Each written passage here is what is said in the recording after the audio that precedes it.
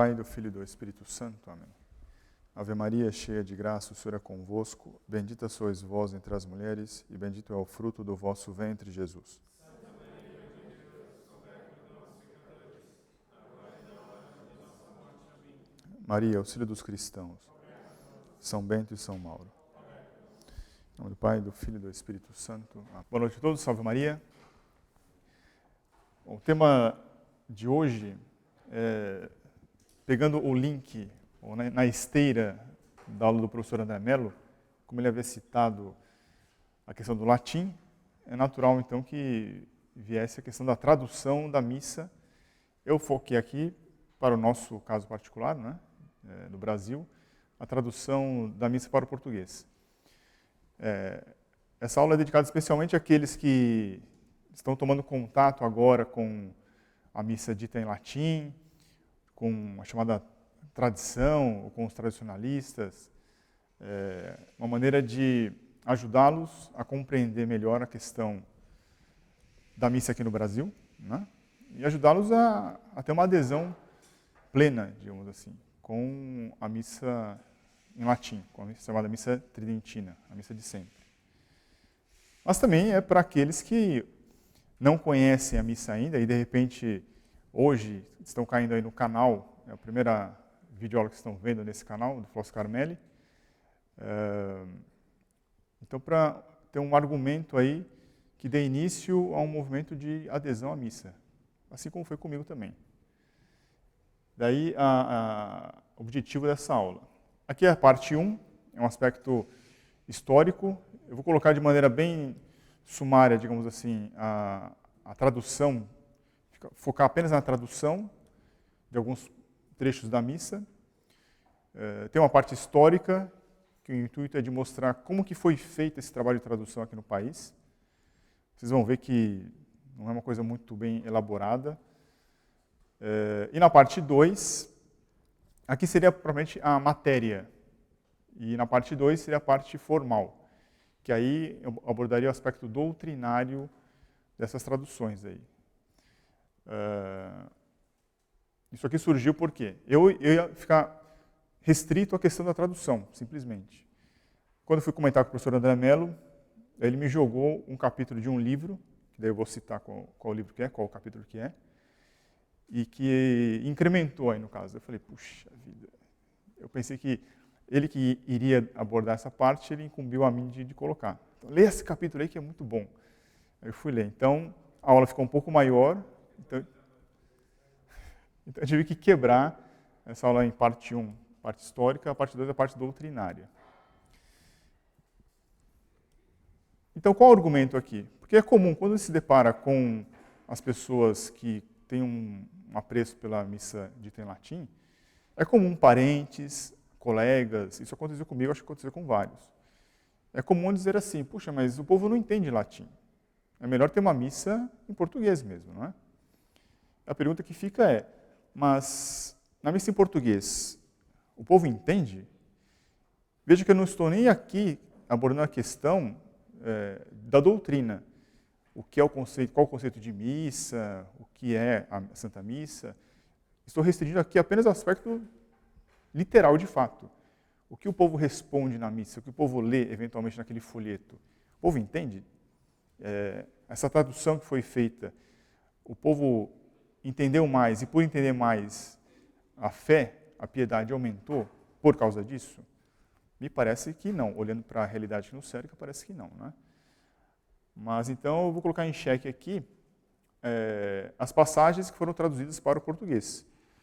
E eu espero que fique claro que o povo não entende aquilo que está escrito. Apenas repete, quando se pergunta, a pessoa não sabe. Isso é bem comum. Como fontes que eu utilizei, o próprio missal, o missal chamada missa tridentina, né? O folheto da missa nova, aqueles folhetos em papel jornal, um documento da CNBB, esse é importante porque é um documento oficial da CNBB, lá de 2003, a Sagrada Liturgia 40 anos depois. E um livro do cabeça da tradução da missa aqui no Brasil, já falecido Dom Clemente Snardi, Reflexões de um Bispo sobre as Instituições Eclesiásticas Atuais. Esse livro tem muita coisa que ele fala, digamos assim, ele confessa, que para nós sério, de muita valia, contra a Missa Nova, né? Contra o que eles querem de renovar de doutrina, mas aí tem uma parte biográfica dele, né? Que eu aproveitei. Essas seriam as nossas fontes, então. E como surgiu esse tema, né?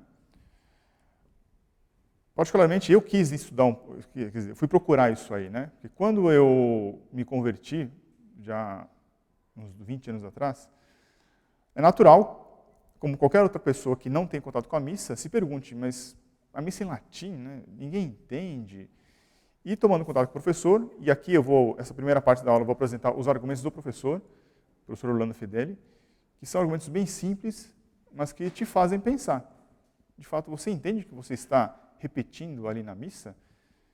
Você compreende o que são aquelas frases? E uma frase que é muito questionada é: Ele está no meio de nós.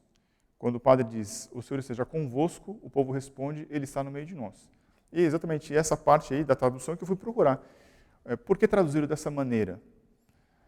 Quem traduziu dessa maneira? E aí, graças à internet, procurando, eu caí numa palestra desse bispo, Dom Clemente Snardi, no encontro de liturgistas do Brasil, ocorrido em 2002.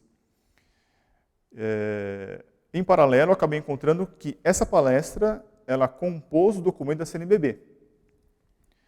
E aí, comentando com um amigo meu, que já é velho, ele saiu também da Missa Nova, eu comentei com ele que eu fui procurar esse documento da CNBB, porque aí um documento da CNBB seria mais importante, de maior peso, do que uma simples palestra, né? E fui procurar e a edição estava esgotada e não reeditaram esse documento aí, que é o número... puxa, esqueci qual o número que é. Não sei se era 57. É aquela coleçãozinha azul da CNBB. E comentando com ele, ele disse, professor, mas eu tenho isso aí. Eu falei, puxa, então, por favor. Aí ele se prontificou, ele xerocou o documento inteiro para mim, e aí, graças a isso, então, eu tenho o documento comigo. E eu extraio algumas partes desse documento para compor a aula. Então, como eu disse, essa é a parte 1, eu vou cuidar, então, uma parte da tradução, e o aspecto histórico, e uma segunda aula, uma segunda parte, que seria o aspecto doutrinário dessa tradução. Então, foi esse caminho aí que eu cheguei nessa questão da tradução Ele está no meio de nós. Então, como eu pensei num público que está começando e que se pergunta se vale a pena ter o latim, por que ter a missa em latim, já que ninguém entende, eu coloquei aqui, então, algumas partes da missa e fiz questão de colocar uma digitalização da parte que está no missal, para mostrar que nos missais, se a pessoa tiver, ou se tiver alguém do lado que possa acompanhar, do lado do latim tem a parte da tradução. Então a pessoa pode simplesmente acompanhar na tradução. Então ela não vai ficar desamparada ou incomodada por não entender nada. Embora o latim é muito próximo com o português. Então vocês vão ver aqui pelas traduções, é muito próximo. Então aqui é a parte da preparação da missa, né? São aquelas orações chamadas orações ao pé do altar, em que o padre vai começar a missa. Então está lá, na tradução ali à direita, né? Em nome do Pai, do Filho e do Espírito Santo, introibo ad altare Dei. Eu vou me aproximar do altar de Deus, do Deus que é a alegria da minha juventude. Chama atenção aqui para esse salmo que vem depois, é o padre que faz essa oração. Tudo isso aqui é só o padre, esse começo aqui, é o padre que faz. Repare que está por trás disso uma questão da doutrina da Igreja sobre a Santa Missa. Quem reza a missa é o padre, não é o povo. E nesse salmo se vê aí, né? Fazei-me justiça, ó Deus, e tomai a defesa da minha causa contra a gente desapiedada. Se você observar lá no latim, non santa. Eu poderia falar não santa, né? Então, isso é o que estava no missal antes da reforma litúrgica. Tem o latim e tem a parte aí da tradução. Se observarmos o que vem no folheto, No folheto da missa, eles suprimiram esse salmo. Tem lá, em nome do Pai e do Espírito Santo, amém. E vem uma oração direta do padre, em voz alta. O Deus da esperança que nos cumula de toda alegria e paz em nossa fé, pela ação do Espírito Santo, esteja convosco. Repare que aqui, o tom, digamos assim, não é um tom de pesar ou um tom de medo, de receio que tem na missa em latim. Aqui ele já diz, o Deus da esperança que nos cumula de toda alegria. Eu vou acentuar essas partes de que Deus cumula de toda alegria o povo, porque isso vai ser um insumo que eu vou utilizar na aula que vai falar sobre a doutrina. Bendito seja Deus que nos reuniu no amor de Cristo. Repare que isso aqui então não tem nada a ver com o que tinha no original em latim. Por quê? Porque é comum as pessoas falarem a seguinte questão. Mas foi mal traduzido. Então, vamos supor que fosse isso. As pessoas são de boa fé, as pessoas são especialistas em latim, em português, mas assim, por um descuido ela teve uma imprecisão ali e traduziu de maneira mal traduzida. Mas você vê que aqui não tem nada a ver uma coisa com a outra. Isso aqui é só, então, no começo. Tem uma parte chamada Confiteor, que é uma oração longa e que é repetida. Né? São duas partes que se repetem ali. Então, eu, pecador, confesso ao Deus Todo-Poderoso, a bem-aventurada sempre Virgem Maria, São Miguel Arcanjo. Então, elenca-se toda uma hierarquia do céu que nós reconhecemos como pecadores e pedimos perdão e ressaltamos que nós somos pecadores, somos culpados. Minha culpa, minha máxima culpa. Na Missa Nova, hoje em dia eu encontrei até alguns folhetos que têm alguma coisa parecida com esse Confiteor. Mas no folheto que eu peguei, na época, repare que se reduz a quê? A um parágrafo. No início dessa celebração eucarística, peçamos a conversão do coração, fonte de reconciliação e comunhão com Deus e com os irmãos e irmãs. O caráter de reconhecer-se pecador diante da santidade de Deus, da Santíssima sempre Virgem Maria. Eu lembro do professor falar isso, que na época dele a mudança foi gradual. Era sempre Virgem Maria, aí tiraram sempre. Eu confesso a Virgem Maria. E você vê que de mudança em mudança, paulatina, gradativa, chegou uma hora que acabou. Não tem mais o Confiteor, como existia antes. Existe apenas aqui uma exortação otimista do padre. Peçamos a conversão do coração, fonte de reconciliação e comunhão com Deus, com os irmãos e irmãs. Silêncio. Depois, repare que, então, eles suprimiram aqui nesse folheto. Então, você vê a variedade do negócio, né? Então, tem lugar que conservou, tem lugar que não conservou. Então, após ter suprimido essa parte do Confiteor, essa parte de baixo, aí, que tem a parte de diálogo entre o povo e o padre, tende compaixão de nosso Senhor, porque somos pecadores. Manifestai, Senhor, a vossa misericórdia e dai-nos a vossa salvação. Isso aqui corresponde, na missa antiga, está ali. Deus tu conversus vivificabi nos, et plebis tu letabetur in te. Repare que o primeiro par de orações, o terceiro par de oração, eles suprimiram, que é, ouvi, Senhor, a minha oração, e até vós chegue o meu clamor. Tem sempre esse caráter de nós pedimos perdão, nós reconhecendo a nossa condição de pecador, nós reconhecendo o estado de inimizade com Deus, o estado de preparação para entrar na missa. Suprimiram isso aí. Depois vem a parte do Senhor tem de piedade de nós, que é o Kyrie. Na missa antiga são 3 vezes que se repetem, né? 3 para Deus Pai, 3 para Deus Filho, 3 para Deus Espírito Santo. Lembrando que o número 3 simboliza, é o símbolo da ordem espiritual, né? Santíssima Trindade. Na Missa Nova, eles suprimiram, tem 3 bloquinhos de 2. O Senhor tem de piedade, Cristo tem de piedade, o Senhor tem de piedade. Apenas 2 vezes cada um. Pela simbologia dos números, não é numerologia, hein? Pela simbologia dos números, o número 2 simboliza a criatura. Achei isso, então, interessante, que vai ao encontro do capítulo do livro que o professor André Mello me recomendou ler para esse tema. No Glória. No Glória, isso, confesso que me deu sempre confusão. No missal antigo, glória a Deus nas alturas, e na terra, paz aos homens de boa vontade. E na terra, paz aos homens de boa vontade. Como foi traduzida essa parte? Não tinha um folheto com essa tradução, mas eu já vi. E o bispo, ele fala que é assim: glória a Deus nas alturas e paz na terra aos homens por ele amados. Assim como no começo se diz lá que o Deus nos cumula de esperança, aqui aos homens por ele amados. Deus nos ama. De fato, Deus nos ama, não é? Mas aqui essa parte de que Deus nos ama, ela é enfatizada, ela é repetida. No folheto, traduzido por paz e amor na terra aos povos, glória, glória nas alturas, paz e amor na terra aos povos.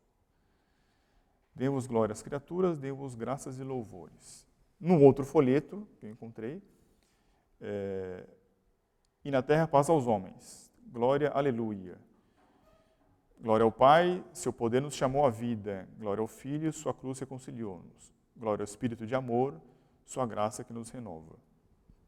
Então, aí também mudaram a tradução do glória. No credo, aqui está o credo que é em latim, é o credo resumido, né, que é o que consta na missa nova, inclusive. Mas em latim se vê ali, lá embaixo que eu coloquei em destaque,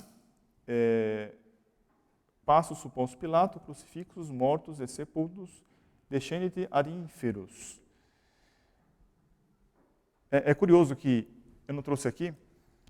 No Brasil temos já 2 edições, eu não sei se ainda foram reeditadas, mas enfim. Uma edição é de Portugal, uma é brasileira da Loyola, que é o comentário de São Tomás de Aquino ao credo. E no credo ele coloca assim: descer aos infernos. E São Tomás comenta o que significa aos infernos. Então está lá traduzido. Só que na hora de colocar essa parte da oração do credo como capítulo do comentário de São Tomás, eles colocam, como foi traduzido, desceu à mansão dos mortos. Então é uma coisa curiosa, porque no próprio livro que editaram aqui no Brasil, o capítulo começa com desceu à mansão dos mortos. E aí São Tomás fala, e por que é descer aos infernos? O que significa aos infernos? Uma pessoa que tem um mínimo de atenção vê que tem uma dissonância aí, uma contradição entre o título e o que São Tomás comenta. São Tomás não comenta a mansão dos mortos. São Tomás comenta o que significa os infernos, que são os lugares inferiores. Os lugares inferiores quais são? O inferno, propriamente dito, o inferno dos condenados, o antigo seio de Abraão, e no caso é o purgatório. E tem o limbo também. Então esses seriam os lugares inferiores, por isso está no plural, ínferos. Traduzido para mansão dos mortos. Não tem muito a ver. Antes do cânon da missa tem uma parte de diálogo, né? E aqui entra a questão do o Senhor esteja convosco. Se vê no latim Dominus vobiscum. É um desejo, né? Nós desejamos que o Senhor esteja com vocês. É o padre falando. O povo responde uma devolutiva, né? Eu também quero que o Senhor esteja com o Senhor também. Então, et com o Espírito tuo. Você vê que até o latim com o português é muito próximo, então faz todo sentido isso. O Senhor esteja convosco, e o povo responde, e com teu Espírito, e também com teu Espírito. Sursum corda, corações ao alto, assim nós o temos levantados para Deus. Demos graças ao Senhor nosso Deus, digno e justo é. Dignum et justum est. Você vê que é quase uma tradução literal aí, porque realmente o latim é bem próximo do português. Isso aqui consta na missa de sempre, na missa tridentina, na missa dita em latim. Como que traduzir essa parte para o português? Aqui essa parte que todos conhecem, é o que me instigou a procurar. O Senhor esteja convosco, ele está no meio de nós, o povo responde. Então, o padre deseja que Deus esteja com as pessoas, o povo responde, ele está no meio de nós. Corações ao alto, o nosso coração está em Deus, ok? E me chamou a atenção essa última parte, demos graças ao Senhor nosso Deus. Na tradução original, digno e justo. Sim, nós darmos graças ao nosso Deus é justo. Porque justiça é dar a cada um o que lhe é devido. Dar graças a Deus, né, pelo que Ele nos dá, é muito justo. Temos que agradecê-lo. Na tradução colocou, dar graças ao Senhor nosso Deus é nosso dever e nossa salvação. Mas e o latim da missão nova diz o quê? Isso já não sei, mas eu não fui atrás do latim. Não é propriamente a tradução do de cima, né? É outro texto. Então, isso aí é legal, porque há situações em que é o mesmo texto latino, traduzir errado, mas que ele sai olhar o original da missão de Paulo VI. O original da missão de Paulo VI. Porque, por exemplo, o Senhor esteja convosco, aí eu me lembro que está com o Espírito tu na missa de Paulo VI. Agora, o de baixo eu já não sei mais como é que está na missa de Paulo VI. Porque o próprio latim também foi alterado. Foi, mas tem às vezes esses diálogos do sacerdote, povo não foi, mas eles são legal que foi e que não foi. Eu tenho em casa o missal. Mas é porque aí, de fato, senão você não está vendo propriamente uma tradução, entendeu? É outra coisa. É outro texto. Claro, existe um texto da missa de Paulo VI, que não é a coisa da missa tradicional. Então, esse detalhe foi feito uma nova missa, não uma tradução da missa, né? A reforma não consistiu em uma tradução. Uma nova missa, um novo texto. Sim. Então mudaram o texto também. Mudaram o texto. E não só mudaram o texto, mas existem várias versões. Não é um texto. Tem mais de um texto. O mesmo latino tem várias versões? Mesmo o latino tem várias versões, pelo menos de certas partes. Da oração eucarística, sim. O padre pode escolher qual você vai rezar. Por isso, agora nesse documento, o Papa fala que quem quiser, digamos, uma coisa mais tradicional, tem a versão. O cano. Mas não é só o cano, tem umas oraçõezinhas antes, umas coisas depois, que também vai vir. Tem várias, pelo menos em português, eu sei que tinha várias versões. Mas eu acho que não é, não. Acho que é no latim que vai. Esse negócio, por exemplo, desses vários confíteros, você pode escolher uma versão mais tradicional, mas tem outras versões mais afastadas do original. Eu acho que aí, inclusive, ele pegou esse, acho que era isso, acho que eram 2 folhetos, feitos um com o jeito mais tradicional e outro com o jeito menos tradicional. Então, se você bem pior que se imagina. Bem,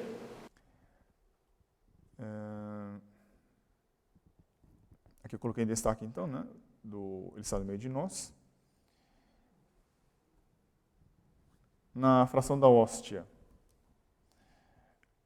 o padre fala, a paz do Senhor esteja sempre convosco, de novo, e também com o teu espírito, É aquela parte que o padre, então, quebra um pedacinho da hóstia, né?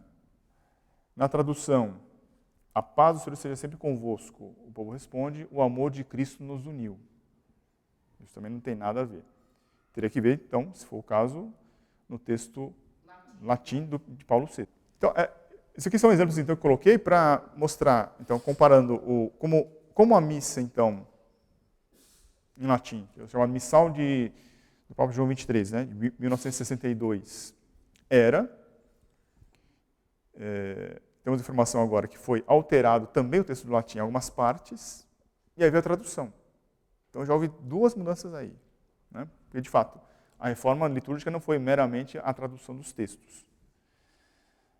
É curioso que isso, o bispo, eu vou colocar, ele não menciona isso. Ele simplesmente coloca a questão da tradução, simplesmente. Então, aqui são exemplos materiais do que poderia ser, vista essa parte então, meramente material de tradução, seca, que se poderia justificar que é uma imprecisão. Agora vamos à parte das ilogicidades que eu coloquei aqui. Por que ilogicidade? É normal quando os alunos vão fazer prova, mesmo os adultos, né?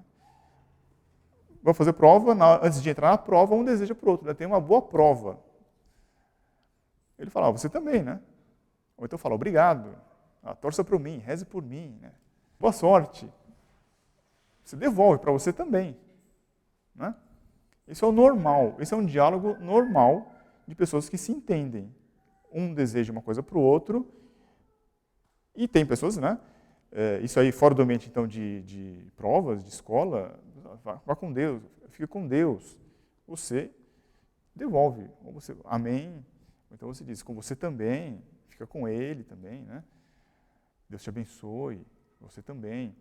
Isso é normal, qualquer pessoa que pensa de maneira normal. Isso indica o quê? Indica humildade, né? Você reconhece que você precisa de ajuda, que você precisa do outro. Isso indica gratidão, isso indica reciprocidade. Um deseja para o outro um bem. O bem de ir bem a uma prova, o bem da saúde, o maior bem de todos, que é Deus Nosso Senhor. Reciprocidade. Agora, imagine que esses mesmos alunos, um fala, tem uma boa prova, aí ele responde, me darei bem, eu vou tirar 10. Não sei, isso nunca aconteceu comigo. Boa sorte, ela está comigo. Então, imagina vocês fazendo um diálogo desses assim. Quando a gente apresenta esse argumento para as pessoas, porque quando eu aprendi isso do professor, para mim ficou muito claro. A gente começa a usar com todo mundo, né? As pessoas não se tocam muito, ela fala assim, o que você está falando? Eu falei, é esquisito, não é? É claro que é esquisito.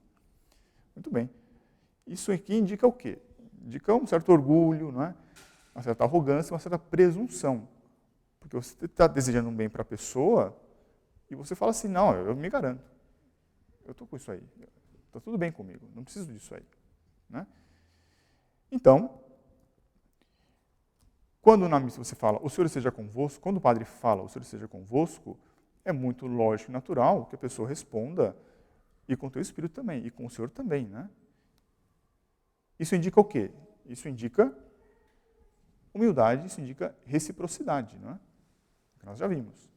Agora, o Senhor esteja convosco, ele está no meio de nós? Isso indica reciprocidade? Isso indica humildade? Isso indica que você também está desejando? Não. Isso aqui me parece que cai muito bem com a boa sorte. Ela está comigo. Isso, na verdade, então indica presunção e orgulho. Mas as pessoas não sabem disso. Claro que elas não são assim. Mas isso é só para mostrar que as pessoas que repetem todo domingo isso na missa, elas não, de fato não entendem o que estão falando. Porque quando você pergunta para ela, se ela realmente refletir um pouquinho, ela vai ver que não tem sentido. Infelizmente, só uma pessoa, foi a tia de um ex-aluno meu, que apresentando esse argumento aqui para a tia dele, foi a única pessoa que ela reconheceu, ela falou assim, nossa, então, toda vez que eu for assistir a missa, nossa, eu vou ficar muito incomodada de falar isso. Porque de fato não faz sentido. Mas foi a única pessoa que reconheceu. Ela viu que não faz sentido isso. Não é, você vê que não é uma questão de tradução errada, né? Tem alguma coisa aí. Foi posta aí, tem algum sentido aí. Mas que a gente não sabe a chave disso aí. Deve ter alguma.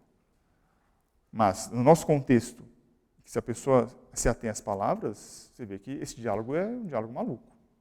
Outra ilogicidade é o que o professor André Mello havia citado, né? A paz do Senhor esteja sempre convosco. De novo, estamos exigindo a paz de Nosso Senhor para as pessoas. O amor de Cristo nos uniu. Então, cabe a pergunta, o amor de Cristo nos une? O amor de Cristo une as pessoas? Eu lembro até hoje, né? O professor falava assim, Nosso Senhor Jesus Cristo amou Caim? Amou o Judas Iscariotes? Amou Hitler? Amou Mussolini? Sim, Nosso Senhor amou todos os homens. Até um bêbado da esquina. Ele amou todos os homens. Ele morreu, ele derramou o seu sangue para todos, para a salvação de todos. Deus amou a todos. Mas uniu? A gente vê que não une. Não, o amor de Cristo, na verdade, ele veio para trazer a guerra, ele veio para trazer a espada, ele veio para trazer a divisão. Por que a divisão? Porque ele veio trazer, ele é a verdade, e a verdade divide, né? Porque quem adere à verdade, ótimo, se junta. Quem não adere à verdade, fica de fora. Ele veio, como fala, ele é o sinal de contradição, não é? Então ele veio dividir entre aqueles que ouvem e amam a verdade e aqueles que não amam e não ouvem a verdade. Exato. Eu coloquei aqui, para facilitar o entendimento, tem o Zé, o B e a Lê. Eles têm como centro nosso Senhor Jesus Cristo. Nós somos teocêntricos. Nós temos Deus, nosso Senhor, o Deus uno e trino, como centro de nossas vidas. É natural que quanto mais a pessoa ama a pessoa amada, é natural que ela se aproxime da pessoa amada, porque o amor é unitivo. E qual a consequência de nos aproximarmos de Nosso Senhor? Porque cada um ama Nosso Senhor, de fato. A consequência é que cada um se aproxima um do outro também. Então, o amor em Cristo que nos une. Porque todos nós temos um centro comum, todos nós temos um objetivo comum, nós temos uma pessoa comum que amamos. Amar a Deus sobre todas as coisas e amar o próximo como a ti mesmo. Amar a Deus sobre todas as coisas aproxima as pessoas umas das outras. Porque tem, Aristóteles que diz, né? Amigos são aqueles que querem as mesmas coisas e que não querem as mesmas coisas. Quando todos querem realmente nosso Senhor Jesus Cristo, querem a verdade, isso aproxima. Isso a gente vê, né, hoje em dia, graças a Deus, temos amigos de Mauá, de São Bernardo, de Fortaleza, de Recife, de Manaus. Tudo isso, embora a distância geográfica seja grande, isso nos une. Porque é nosso Jesus Cristo que é o que nos une. Mas amor nele, amor a Ele. Deus amou todos, mas nem todos amaram nosso Senhor. Então, divide. Se vê, então, que isso aqui, essa frase também, essa frase é falsa. O amor de Cristo nos uniu. O amor em Cristo nos uniu aqui. Graças a Deus. Né? Então, é bem, muito ilógico. Eu destaquei essas duas partes. Teria outras também. Uma outra que é bem conhecida também é do Pai Nosso, que em latim é perdoai as nossas dívidas, assim como nós perdoamos aos nossos devedores. E em português traduzido como perdoai as nossas ofensas.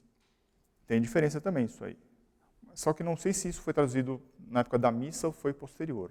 Bom, aqui foi a parte meramente material, só para exemplificar e ter um insumo aí para a próxima aula. Agora, na parte histórica. Na parte histórica, o responsável pela tradução do missal aqui no Brasil foi o bispo Dom Clemente Snardi. Ele faleceu aí em 2011. Nasceu em 1917. Ele é beneditino. O livro que está ali na mão dele é o livro que eu consultei. Ele faz umas memórias. E é curioso que ele confessa ali que, como ele era bispo emérito já, então ele mesmo diz, agora na posição de emérito eu posso falar o que eu quiser, porque minha carreira não depende disso. Então ele admite que ele queria uma carreira ali, então ele não podia falar muita coisa. E aí ele fala muita coisa. A favor do sacerdócio feminino, contra o celibato sacerdotal. Toda a pauta de hoje ele já defendia às escondidas na época. E então ele confessa isso no livro. Então ele nasceu em 17, em 32, então com 15 anos, ele entra no Instituto Católico de Estudos Superiores, fundado pelo cardeal Leme e pelo doutor Alceu Amoroso Lima. 15 anos, hein? Em 40, ele professa no Mosteiro de São Bento, lá no Rio de Janeiro. Em 42, ele é sacerdote, ordenado sacerdote. Em 60, ele é bispo, lá de Nova Friburgo. E logo em seguida, ele já começa a participar do Concílio Vaticano II.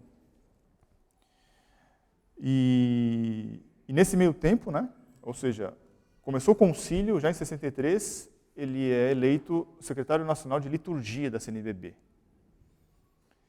Em 64, no meio do concílio, ele faz parte do grupo Concilium e depois ele vai para a Congregação do Culto Divino. O concílio é aquele grupo, é o comitê responsável pela implantação da reforma. Né? Isso eu não tenho como provar, mas acho muito interessante que isso aqui cabe, se vocês se lembram daquele plano dos carbonários, em que eles falam assim, que não adianta mais atacar a igreja de frente. Nós temos que pegar os jovens, fazer a mentalidade dos jovens. Um desses jovens aí se vira seminarista. Um desses seminaristas vai virar padre. Um desses padres vai virar bispo. Com 15 anos ele entrou nesse instituto aqui. E eu coloquei aqui um relato que ele faz do que aconteceu na época, quando ele estava nesse instituto. E você vê que então ele foi subindo, e aí chegou até na Congregação do Culto Divino. Teve uma carreira aí, de fato, né? E ele já tinha, naquela época, essa mentalidade reformista. Então, me parece uma coincidência muito grande. Aquilo que os carbonários planejaram, aqui estaria, digamos, uma ilustração, um fato real, mas não tem como provar, né? Mas que mostra bem isso. Desde pequeno, da adolescência, foi formando a mentalidade, foi entrando e foi subindo. Então, num livro chamado O Movimento Litúrgico, de um francês, beneditino também, que ele conta a história do movimento litúrgico no mundo, e na edição brasileira tem um apêndice e que é dedicado a Dom Clemente Snardi. E ele, então, uma espécie de pós-fácil, né, digamos assim. E ele escreve aí. Então, vamos ver o que ele escreveu aí. Então, ele escreve lá. Dom Martinho Michler sugeriu a realização de uns dias em comunidade, onde se teria não só o estudo, mas a vivência da liturgia. Para evitar confusões, não queria que usássemos a palavra retiro, mas preferia dias em comunidade. Na sala principal, ele preparou um altar para celebrar missa, mas, para grande surpresa nossa, em vez de encostar a mesa na parede, ele a colocou no centro da sala e dispôs um semicírculo de cadeiras, dizendo que ia celebrar de frente para nós. Foi a primeira missa celebrada de frente para o povo do Brasil. Ele coloca exclamação ali. Isso em 33. Ele segue. Em 35, o doutor Alceu, presidente da coligação católica, cedeu uma sala para servir de capela. O centro de liturgia, orientado por Dom Martinho, foi encarregado de arrumá-la. O altar permitia celebrar a missa de frente ou de costas para assistência. Solução prudente, motivada por reticências ou reações incipientes contra a forma do altar que queríamos introduzir. Esse altar é histórico. Foi o primeiro altar voltado para o povo construído no Brasil. Isso é na década de 30, então, hein? Já tinham essas ideias e já concretizavam isso, já praticavam. Já passando para uma parte mais, já bispo, né? Quando ele vai começar a reforma, a tradução aqui no Brasil, ele montou uma equipe. Então a equipe dele era Dom José Lamartine, e Dom Miele e Dom Castro Pinto. Procurando esses nomes na internet, eu caí num artigo aí do jornal Globo, 75, do Gustavo Corsão. Lá ele relata que aquele Dom José Lamartine, ele teve que justificar para Roma quando fizeram uma missa de quilombos aqui. Isso na década de 70. Então já houve uma missa aí, enculturada, né? E esse Dom Lamartine teve que se justificar lá, teve que explicar. De Dom Miele não encontrei nada. Dom Castro Pinto, ele comemorou o 45º aniversário da Reforma Luterana. E segundo o Gustavo Corsão, foi ele que oficializou a comunhão na mão aqui no bispado dele, né? Então você vê que são pessoas que são todas realmente ligadas, né? Aí entrando no documento então da CNBB, em que consta esse capítulo aí, que é Dom Clemente Snardi relatando as coisas, como foi a tradução do missal aqui no país, ele elenca aí 3 dificuldades. Uma primeira que o professor André ele já citou, né, na aula anterior, que é qual tradução vai ser? Porque tem o português de Portugal e tem o português do Brasil. E já começou um impasse aí. Mal começou o negócio, já começou um impasse. Vai ser o português de Portugal ou o português do Brasil? Formou-se uma comissão aqui do Brasil, que Dom Clemente Snardi era o líder, né? Foram até Portugal e foram discutir com os portugueses, lá, com os bispos de Portugal. Qual seria? Ficou ali discutindo, vai ser, não vai ser, até que também caiu na questão da Bíblia, qual citação vai, na citação, né? Vai usar a Bíblia de Portugal ou a Bíblia brasileira? Quando se referir a Deus, ao Senhor, vai se referir como tu ou vós? E levaram isso para Roma, chegou em Roma, veio a resposta. Olha, para o povo tem que ser uma coisa que o povo entenda. Então, tem que ser uma coisa unificada. Agora, a questão do padre rezar e vocês decidem. Ficou essa decisão. E aí, então, foi decidido no voto. Então, foi no voto o negócio. Ele coloca lá. e mediante discussões infinitas, estabelecemos o texto do povo, tanto no ordinário da missa como em outras partes da liturgia. Foi aí que se fixou ele está no meio de nós. Então, repare que ele não conta a discussão, sei lá, do motivo, né? Qual a justificativa de colocar isso? Tampouco eu não sei se no texto latim deve estar assim, eu acho que não, né? De Paulo VI. O fato é que ficou essa controvérsia e então decidiram no voto isso aí. Só que pior, hein? Pior. Aqui é uma equipe de trabalho, né? Aqui vem a equipe de Dom Snardi, né? Ele fala, eu saliento no princípio da missa, bendito seja Deus que nos reuniu no amor de Cristo. Essa é uma tradução que ele colocou. Eu saliento no princípio da missa, né? Apenas 2 vezes, por minha culpa, por minha culpa. Ele tirou por minha máxima culpa no Confiteor. Paz na terra aos homens por ele amados, no Glória.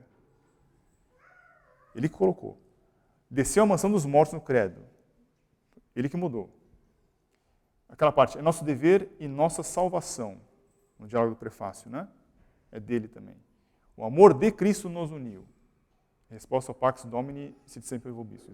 No fim do encontro, tínhamos uma fórmula aceitável, que os bispos da Conferência Portuguesa adotaram sem modificações, e que eu e os assessores de liturgia adotamos sem consultar a Assembleia da CNBB, sob os protestos de Dom Geraldo. Ele me disse certa vez, Dom Clemente, como teve coragem de modificar sozinho o credo? Ele responde, fiz, e não me arrependo, pois não havia outro jeito. No final da reunião, aqui é um outro episódio, Dom Ivo Loscheider me disse, Dom Clemente, o senhor é muito teimoso. Eu respondi, é uma das minhas poucas qualidades. Se vê então que esse pessoal, né, é bem humilde, né, se submete à autoridade. Né, é assim. Mas não era tudo que devíamos fazer, as traduções. Era preciso comentar os livros, animar a vida litúrgica, e descobrir o que deveríamos fazer para enriquecer a própria liturgia. Eles deviam pensar o que fazer. Acho que eles pensavam que devia ter uma iluminação do Espírito Santo, né? Não éramos apenas tradutores, mas tínhamos que ser criativos. Isso nos preocupava desde o início. Numa de nossas reuniões mensais no Rio, foi sugerida a composição de uma oração eucarística para o Congresso Eucarístico Nacional de Manaus. Essa é a famosa oração eucarística para o Congresso de Manaus. Eu ia 2 vezes por ano a Roma, e podia advogar a causa. Encontrei boa receptividade em Bonini, e mãos à obra. Annibale Bonini é o chefe, né, por excelência, da reforma litúrgica. Né? Então ele tinha contato direto com... Ele conversava, então. Eu acho que apresentava, então, pelo visto, preparamos 2 textos. Um meu, para a oração eucarística. Hein? Não é que eles foram consultar as fontes, como que era rezado lá nos primeiros grupos da comunidade primitiva cristã, blá, blá, blá. Não é que eles tiveram algum manuscrito. Não, eles se juntaram e falaram, vamos fazer? Vamos fazer, então vamos compor. Então compôs ele e o padre José Rodrigues. Parênteses aqui. Ele cita, tem um episódio, a Madre pode ajudar, que para compor, para a festa de Corpus Christi, São Tomás de Aquino e eu acho que São Boaventura, os 2 compuseram, né? E São Boaventura diz, né, que quando ele ouvia a leitura de São Tomás, ele pegou o dele e rasgou, jogou fora, né?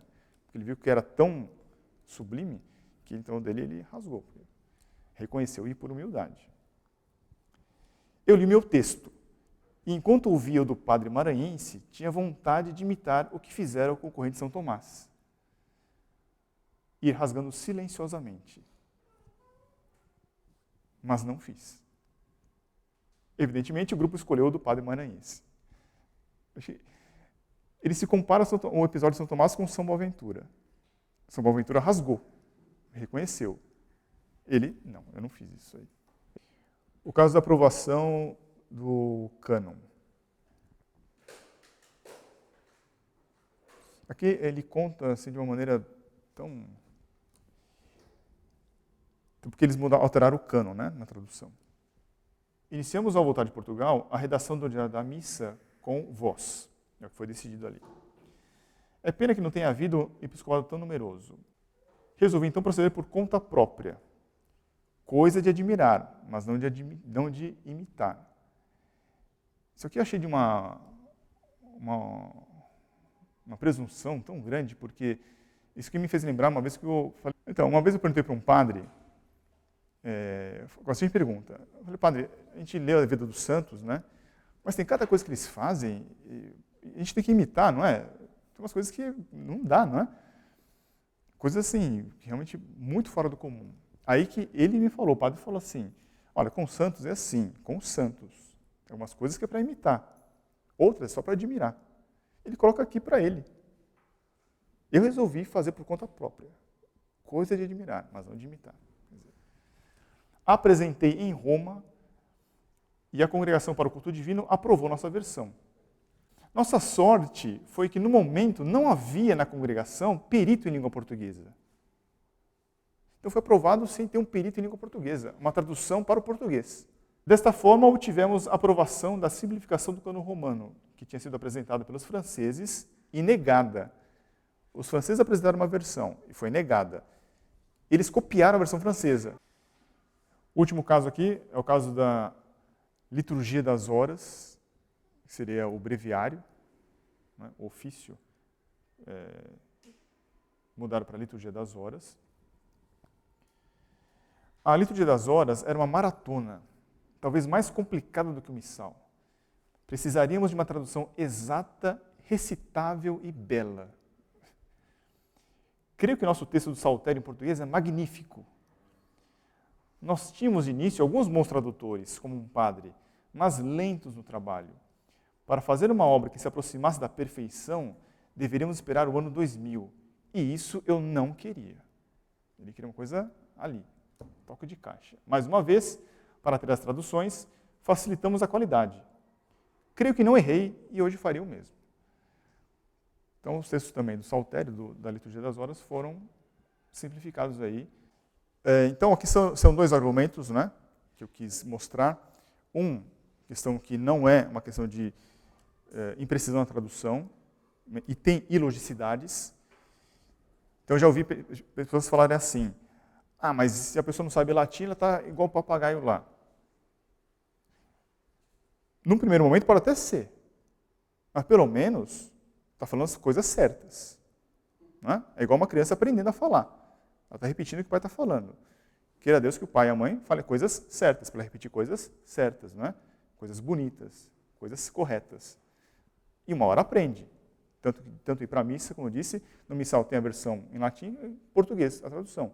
De tanto ir, até crianças hoje cantam Salve Rainha em latim, Pai Nosso, sem problema algum. Então um adulto também podia ter. Agora, dizer então que isso acontece conosco é admitir então que acontece com quem assiste a missa nova em português. A pessoa está repetindo lá e não sabe o que está repetindo. Por quê? Porque tem muita coisa lá que está ilógica e ela não entende. E quando a gente vai explicar, ela, espero, né? Ela cai em si e vê, realmente isso aqui não tem sentido algum. Como eu disse, é apenas uma pessoa que me disse que não se sentia confortável mais em assistir a missa desse jeito. Que realmente nessa hora ela ia se calar e não ia responder nada. Coitada.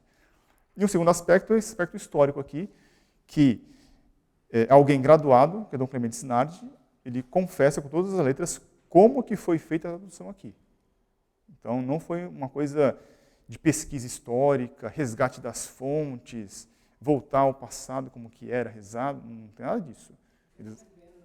Eles alteraram de fato o negócio. Né? E fica para uma próxima oportunidade a questão doutrinária aí, que eu vou apresentar o que o professor André Mello me sugeriu fazer também. Ok? Era isso? Tudo bem? Vamos rezar então? Em nome do Pai, do Filho e do Espírito Santo. Amém. Ave Maria, cheia de graça, o Senhor é convosco. Bendita sois vós entre as mulheres, e bendito é o fruto do vosso ventre, Jesus.